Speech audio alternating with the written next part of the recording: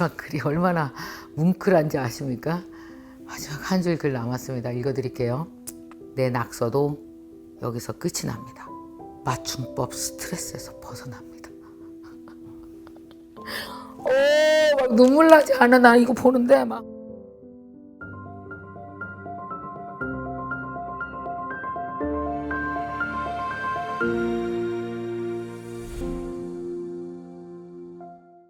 이혜령 선생님을 생각하면 정말 시대의 지성이라는 말은 정말 부족하고요. 이혜령 선생님의 글을 읽다 보면 사람이 생각을 하면서 산다라는 게, 그리고 생각하는 사람으로 평생 살려고 노력한다는 것 자체가 얼마나 배울 만한 일인가 다시 한번 생각하게 됩니다. 저도 직업 자체가 그렇잖아요. 근데 제가 생각이라는 걸 하고 그걸 글로 쓰고 또 지금의 나의 고통을 재해석하고 나의 현실을 재해석하고 나의 죽음, 나의 늙어감, 나의 모든 것들 있잖아요. 인간의 모든 희노애락에 대해서 누구에겐가 묻지 않고 스스로 답을 구하는 그 모든 것들이 사실은 이혜령 선생님으로부터 배울 수 있는 너무 좋은 것이었다고 생각해요. 그 삶을 대하는, 인간으로서 살아가는 그 태도 말이에요. 그게 너무 선생님으로부터 나는 좋았고, 사실 그래서 이혜령 선생님 엄청 좋아하는데, 이혜령 선생님의 책들이 이제 나중에 보면 이제 인터뷰집이라든지 뭐 이런 걸로 나왔거든요. 좀 아쉬움이 있었어요. 선생님이 가시면서 선생님이 직접 쓰신 글 하나가 마지막에 남은 게 없을까 되게 기대하고 있었는데 그 원고가 있었더라고요. 그게 바로 이 책입니다. 눈물 한 방울이라는 책이에요. 이 글은 이혜령 선생님의 아주 짧은 일기예요. 자, 이혜령 선생님이 마지막에 우리에게 남겨주고 간 그 많은 글들이 있지만 이 책은 마지막으로 암투병 중이신 2019년 10월부터 영면에 들기 한 달 전까지 2022년 1월까지 노트에 직접 육필로 이렇게 써내려간 글과 그림을 옮긴 겁니다. 여기에서 보면 이혜령 선생님의 정말 내밀한 생각들을 한 110개 정도의 시 혹은 산문, 평문 등의 다양한 형식의 짧은 글들로 이렇게 여기에 쓰여져 있고요. 정말 여기에는 이혜령 선생님의 그 일대기가 있어요. 어린 시절에 어머니를 회상하는 이혜령 선생님이 있느냐 하면 밤새 배가 너무 아프고 약을 먹어도 통증이 낫지 않아서 서가를 서성거리는 이혜령 선생님의 마지막 모습까지, 그리고 이 글에 다 담겨져 있습니다. 자, 이혜령 선생님이 마지막으로 남긴 노트, 직접 육필로 쓴 노트 눈물 한 방울, 여러분 아마 이 책 굉장히 궁금하실 것 같은데요. 이 책에 나오는 어떤 글들 중에서 제가 한 5가지 정도 제가 내 마음 같은 글 몇 개를 여기서 빼서 여러분과 함께 좀 같이 생각해 보는 시간을 갖도록 하겠습니다. 이런 글이 나와요. 발톱을 깎다가 내 새끼발가락이 거기 있었구나 알아채고 눈물 한 방울. 또 만나자는 말에 언제 또 만날 날이 있을까 싶어서 눈물 한 방울. 구두끈을 매다가 아버지 신발에서 나던 가죽 냄새가 떠올라서 눈물 한 방울. 또 깃털 묻은 달걀에 외할머니의 미지근한 손의 열기가 느껴져서 또 눈물 한 방울. 콧물을 닦다가 어릴 적 콧물을 닦아주셨던 어머니의 손이 생각나서 눈물 한 방울. 이 책의 곳곳에 선생님의 눈물 한 방울이 묻어 있거든요. 그 왜 눈물 한 방울이었을까라고 생각을 해보면 이런 이야기를 하십니다. 인간의 따스한 체온이 담긴 눈물, 나를 위해서가 아니라 모르는 타인을 위해서 흘리는 눈물만큼 인간다운 게 없다는 거죠. AI가 아무리 똑똑해도 눈물은 못 흘리고요. 동물의 눈물을 흘릴 수는 있지만 그것이 인간의 눈물처럼 따뜻하고 사람을 움직이는 눈물은 아니라는 거죠. 그래서 눈물 한 방울이라는 걸 통해서 세상에 대한 관용, 타인에 대한 사랑, 함께 사는 세상에 대한 희망, 이걸 얘기하셨어요. 그러니까 눈물은 유행가 가사에서는 눈물이 뭐라 그랬어요? 사랑이 무엇이냐고 물으신다면 눈물의 씨앗이라고 말하겠다고 그런 얘기가 이 책에 나오는데 바로 눈물은 희망의 씨앗이다. 그러니까 우리가 그 눈물을 흘릴 때마다, 눈물을 흘릴 수 있는 마음이 될 때마다 나도 진심으로 깊어지고 타인에 대해서도 깊어지는 그 인간이 가질 수 있는 최고의 경지가 무엇인가를 느껴서 눈물을 흘릴 수 있는 그 경지가 아닐까라고 말씀하시면서, 그래서 제목도, 이 책의 제목도 눈물 한 방울. 자, 인간을 이해하고 인간을 관용하고 인간을 포용하면서 흘리는 눈물 한 방울, 나와 타인을 이어주는 그 깊은 눈물 한 방울, 이 눈물 한 방울을 선생님은 생각하시면서 글에 곳곳에 뿌려놨고요. 그리고 선생님의 100개가 넘는 일기가 이 책에 쓰여져 있습니다. 보시다 보면은 되게 재밌게 이효령 선생님이 진짜 그림을 되게 잘 그리시더라고요. 귀여워요. 아주 꼬물꼬물. 그래서 저는 어떤 느낌이 들었냐면, 이 책을 딱 읽고 난 내 느낌은 나도 일기 쓰고 싶다. 그 생각이, 아마 이 책 읽는 사람 100이면 100 다 일기를 쓰고 싶고, 게다가 드로잉 일기를 쓰고 싶다라는 생각이 정말 저절로 들어요. 그래갖고 저도 여기다가 이렇게 사실은 살짝 이렇게 써봤어요. 이 동기부여 받으면 바로 해야 되잖아요. 그래서 이런 생각을 해서, 일기장은 줄이 없어야겠다. 드로잉이 살아나려면. 막 이런 생각도 하고, 아마 여러분도 이 책을 읽으시면은, 적어도 일주일에 하나라도 나와 대화하는 시간, 나의 눈물을 보는 시간, 나를 위해서 울지 않고 누군가를 위해서 울 수 있는 시간, 타인과 나를 연결하는 시간, 나와 영적인 것을 연결하는 시간, 그러니까 사람 생각해보면요, 사람이 가장 영적일 때가 일기 쓸 때 아니에요? 그런 시간을 좀 가져야 되겠어 라는 생각이 정말 많이 들었습니다. 자, 책 속으로 들어가서 약 5개 정도 글을 같이 생각해 볼게요. 제가 선생님이 쓰신 글 중에서 되게 좋았던 거 바로 이거였어요. 첫 번째는 주목과 유목을 비교하신 글이 있거든요. 주목이라는 말은 알아도 사람들이 유목이라는 말은 잘 모른다. 주목은 한 곳만 주의 깊게 바라보는 거고요. 유목은 일정한 초점 없이 사방을 두리번 하는 거라는 거죠. 자, 주목은 대상에 밀착하려고 하지만 유목은 대상에서 멀어지고 떨어지게 된다는 거예요. 공자가 무엇인가 집중했던 세상 만사에 주목을 했다라면 노자의 시선은 바로 유목이었다라는 거죠. 나는 주목일까? 유목일까? 유목의 시선을 갖는 것, 좀 더 멀리 떨어져서 시선을 갖는 것 정말 중요하겠다. 뭐 이런 생각을 또 읽으면서, 이렇게 탁 선생님의 생각을 읽으면서 하게 됐어요. 자, 그리고 102번째 신문 없는 날이라는 게 있어요. 이거 정말 꽂히더라고요. 이런 얘기가 나오거든요. 신문이 없는 날이 너무 좋으셨대요. 이유는 새 소식이 없으니까 새우는 소리가 들렸대요. 신문을 안 읽으니까. 신문에도 얼굴이 있어서 면이라고 부른대요. 1면, 2면, 3면, 4면. 근데 아침마다 그 얼굴을 안 보니 잃어버렸던 얼이 보이더라. 신문 없는 날이 너무 좋으셨답니다. 아무 일도 없으니까 정치, 경제, 사회, 문화마저도 보이지 않았고, 그리고 하늘이 보이더라. 땅이 없으니. 신문이 땅이었군요. 신문이 땅에서 일어나는 일이었으니까, 땅에서 일어나는 일 안 보이시니까 하늘이 보이셨대요. 그리고 별도 보이고 구름도 보이고 해가 떠오르더라. 가끔씩 어떤 생각을 했었냐면,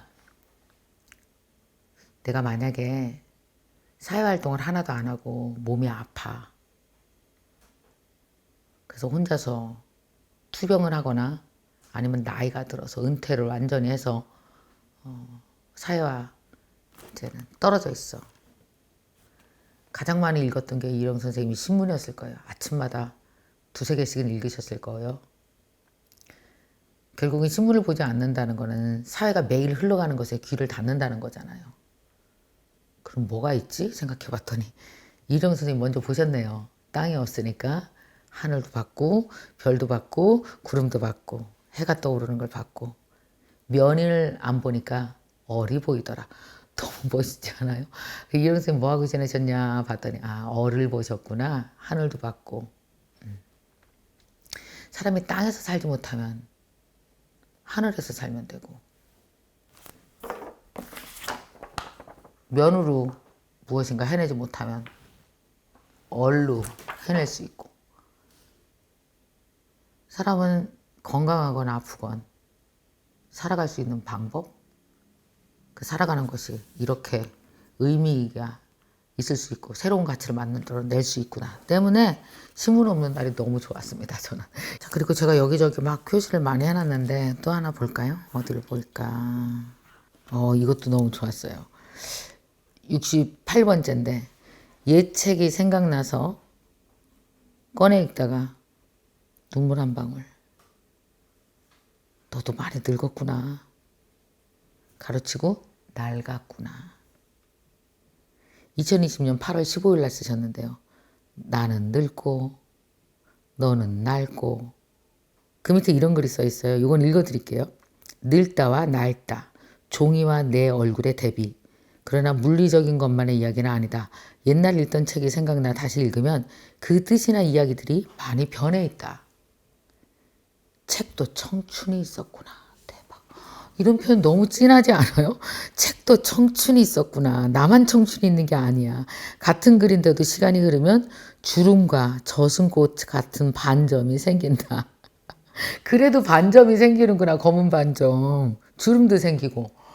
너무, 이건 정말 사람을 그러니까 이게 뭔가 사람을 진하게 통과하지 않고는 이런 글이 나올 수가 없죠. 그래서 저도 이 책을 딱 읽고 나서 내 서재를 이렇게 봤어요. 제 서재를 한번 볼까요? 제 서재를 살짝 좀 보여드릴게요. 이쪽이 제 서재인데 책이 엄청나게 많이 쌓여 있죠. 요즘 책도 있고요. 제가 읽은 책 중에서 되게 좋은 책들을 막 이렇게 다 꼽아놨거든요. 그래서 여기 이렇게 서재를 이렇게 보다가 제가 그런 생각이 들었거든요. 나중에 내가 한 70, 80 돼서 32살 때 읽었던 책이 있어. 얼마나 정겨울까. 나는 늙고 너는 낡았구나. 오래된 친구와 다시 해우하는 듯한 느낌? 그래서 왜 이런 거 있잖아요. 여러분도 그 소망하시지 않습니까? 뭔가 서재가 있는 그런 어떤 서재가 있는 작은 공간이라도 있다면 얼마나 행복할까, 그런 생각이 엄청나게 들었습니다. 자, 여기서 좀 더 다시 한번 이야기해 드릴게요. 너무 좋아요. 예책 생각이나 꺼내 읽다가 눈물 한 방울. 너도 많이 늙었구나. 그런 날이 오겠죠? 우리에게도. 예, 그런 날이 올 것 같아요. 자, 이제 조금 2가지 정도만 더 제가 읽고 싶었던 글을 읽어드리겠습니다. 이제 정말 떠날 때가 되었나 보다. 배가 아프다. 음식을 먹을 수 없다. 열도 난다. 목이 타고 어지럽다. 이 낙서장을 죽기 전에 찢어 없애야 하는데 그럴 만한 힘도 없다. 죽음은 영화나 연극, 소설 속에서만 그려진다. 죽음은 폭발하지 않는다. 야금야금 다가와 조금씩 시들게 한다. 황제의 죽음이라도 마찬가지다. 화려했던 꽃잎이 시들어지는 것처럼 천천히 소리조차 없다. 가슴도 온몸도 침몰한다. 심연 속으로. 죽음은 마지막인데도 그것을 나타내는 말은 겨우 시드는 것, 가라앉는 것, 힘이 빠지고 가물거리는 것.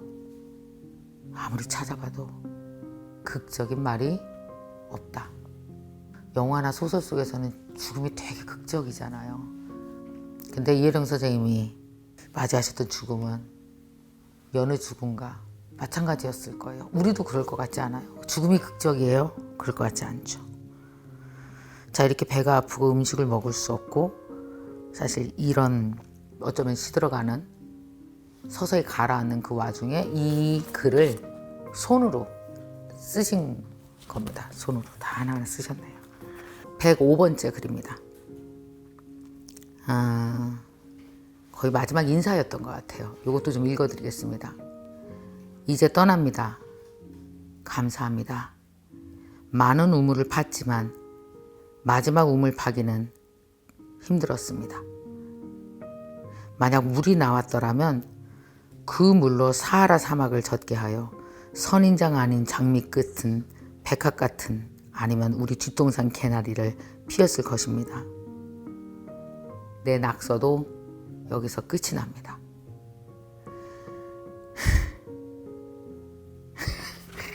이 마지막 글이 얼마나 뭉클한지 아십니까? 마지막 한 줄 글 남았습니다. 읽어드릴게요. 내 낙서도 여기에서 끝이 납니다. 마지막 글. 맞춤법 스트레스에서 벗어납니다. 막 눈물 나지 않아? 나 이거 보는데 막 어떻게 맨 끝이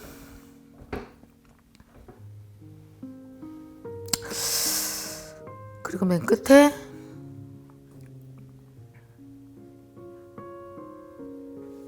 안녕이라고 써 있어요. 안녕. 2021년 12월 30일 아침이었습니다. 참. 마지막까지 웃기셨네요. 하여간 유머러스 하세요. 드디어 내 글은 끝나고 나는 맞춤법 스트레스 벗어난다. 진정한 지식인이 생각하는 게 직업이셨던 분이에요. 이혜령 선생님은 글 쓰는 것도 직업이었지만 그 이전에 이 세상의 모든 현상들, 사람이 겪는 고통, 우리한테 있는 사건들, 그리고 세상의 큰 변화들, 왜 이렇게 큰 담론서부터 인간에게 온 작은 현상들까지, 마음의 움직임까지도 다 생각하려고 애쓰셨던 거죠. 그리고 생각하고 글로 쓰고 말로 하고 하셨거든요. 그게 지식인이죠. 마지막에는 지식인이면서 참 지식을 갖고 이렇게 노는 사람은, 큰 틀에서 움직이는 사람은 유머러스 하거든요. 마지막에 너무 웃음도 나고 눈물도 나고 그랬어요. 맞춤법 스트레스 벗어납니다. 드디어. 아유 참. 그래서 보고 싶네요. 한 100살 사셨으면 너무 좋았을 것을. 그래도 지금 뭐 편히 가셔서 잘 쉬고 있을 것이라고 생각하고, 이혜령 선생님을 마지막까지 봤던 기자가 그런 얘기를 했어요. 마지막까지 손에서 놓지 않았던 게 뭔지 아십니까? 책이요. 마지막까지 산책하셨던 곳은 자신의 서재요. 마지막까지 움직였던 거는 글입니다. 타이프로 못 치셨대요. 왜냐하면 더블 클릭이 힘들어서. 그래서 글로 꼬물꼬물 몇십 년 만에 종이에다가 글을 쓰셨다는 거예요. 글을 쓰시면서 이 글에 보면 또 되게 감동스러운 게 하나 나오는데, 지금도 기억에 머리에 짠하게 남는 건 그거예요. 왜 우리는 밤하늘에 별을 볼까? 까만 여백이 없었다면 저 빛나는 별이 어디 있었겠어? 또 왜 우리는 글만 읽을까? 하얀 종이 여백이 없었다면 어떻게 글이 보이겠어? 왜 우리는 별만 보고 글만 봤을까? 글과 별이 나오려면 그 여백이 있었어야 되는데 왜 우리는 의미만 찾으려고 했을까? 의미 뒤에 더 깊은 의미를 봤어야 하는데, 의미 뒤에 여백. 그걸 보니까 사람이 사는데 너무 글만 보고 별만 보고 별 뒤에 존재하는 검은 백그라운드 배경, 글이 나오기 위해서 반드시 하얀 여백이 있어야 되는 것, 이것도 중요했구나. 선생님이 그러니까 뭔가 행동을 하실 때마다 느끼고 생각하셨던 것 같거든요. 무엇인가? 참 좋습니다. 거의 100개가 넘는 글에서 저는 이 글에서 나의 생각과 같은 생각, 내가 놓치고 있었던 생각, 혹은 이거 난데, 이건 미래의 난데, 수도 없는 나를 발견을 했습니다. 다시 한번 이혜령 선생님에게 반드시 만나야 됐을 나, 만나지 못했던 나, 그리고 시간이 없어서 미처 생각하지 못했던 나의 깊은 곳을 건드려 주셔서 다시 한번 마지막으로 이렇게 떠나가실 때까지 애써주신 거에 대해서 정말 감사하다는 말씀을 드리고요. 여러분, 다시 한번 지금은 하늘나라로 가신 이혜령 선생님을 눈물 한 방울이라는 이 책을 통해서 여러분 이혜령 선생님을 만나시고, 더불어서 이혜령 선생님을 통해서 여러분 자신을 만나보시기 바랍니다.